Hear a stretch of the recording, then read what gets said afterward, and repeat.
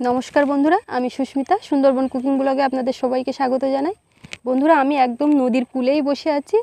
বিকেলবেলা এই পড়ন্ত বেলার সময় নদীর পাড়ে এসে বসলে মনটা একদম অন্যরকম হয়ে যায়।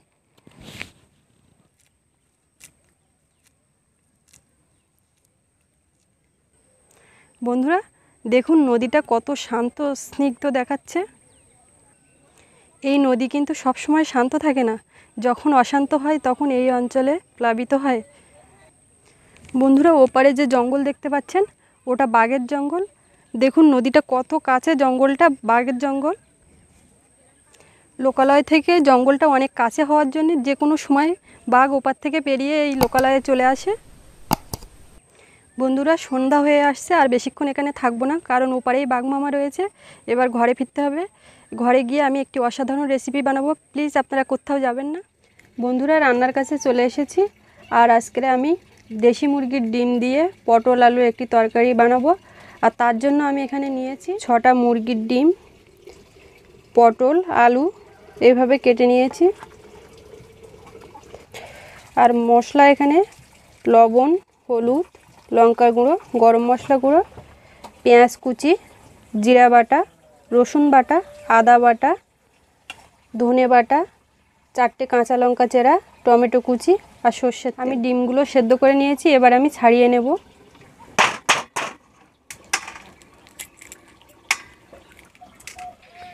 আমার ডিমগুলো ছাড়িয়ে নেওয়া হয়ে গেছে। এবার ডিমগুলো আমি একটু ফাটিয়ে দেব, যাতে ভেতরে সব রকম মশলা ঢুকে যায়।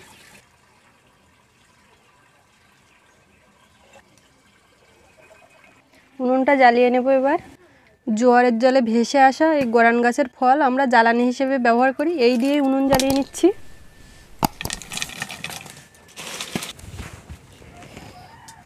ডিমে আমি লবণ হলুদ মাখিয়ে নিচ্ছি, আর একটু লঙ্কার গুঁড়ো দিয়ে দিচ্ছি, যাতে ডিমটা ভাজার পরে দেখতে খুব সুন্দর হবে। এখন কড়াইতে দিয়ে দিচ্ছি তেল, ডিম,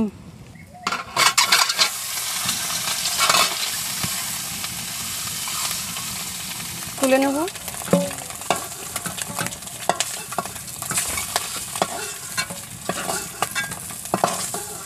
কড়াইতে দিয়ে দেবো আর একটু তেল, পেঁয়াজ কুচি, রসুন বাটা, আদা বাটা, জিরা বাটা, ধনে বাটা, সব মশলাগুলো ভালো করে কষে নেব। টমেটো কুচি, লবণ, হলুদ, সামান্য একটু জল দিয়ে দিচ্ছি। লঙ্কার গুঁড়োটা এবার দিয়ে দিলাম। সব মশলাগুলো ভালো করে কষে নিয়েছি, এবারে আলু আর পটলটা দিয়ে দিচ্ছি।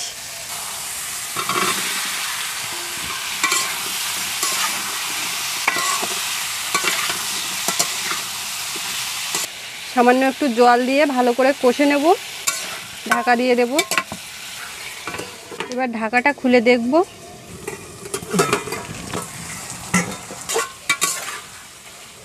ভালো করে আরও কিছুক্ষণ কষে নেব। কষাইটা হয়ে গেছে, এবার দিয়ে দেব অল্প পরিমাণ জল। তরকারিটা ফুটছে, এবার এই পর্যায়ে আমি ভেজে রাখা ডিমগুলো দিয়ে দিচ্ছি।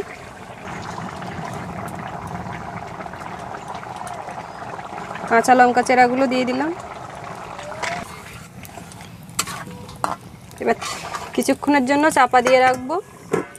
বন্ধুরা, আমাদের সুন্দরবনের গ্রামীণ জীবনযাপন এবং গ্রাম বাংলার রান্না আপনাদের কেমন লাগছে অবশ্যই আমাকে কমেন্ট করে জানাবেন। আর যে সকল বন্ধু আমার চ্যানেলে প্রথম ভিডিও দেখলেন তারা অবশ্যই চ্যানেলটি সাবস্ক্রাইব করে আমার পাশে থাকবেন। আমার তরকারিটা প্রায় হয়ে এসছে, এবার আমি ঢাকনা খুলে দেখব। এখন আমি গরম মশলা গুঁড়োটা দিয়ে দিচ্ছি। তরকারিটা আমার হয়ে গেছে, এবারে আমি নামিয়ে নেব।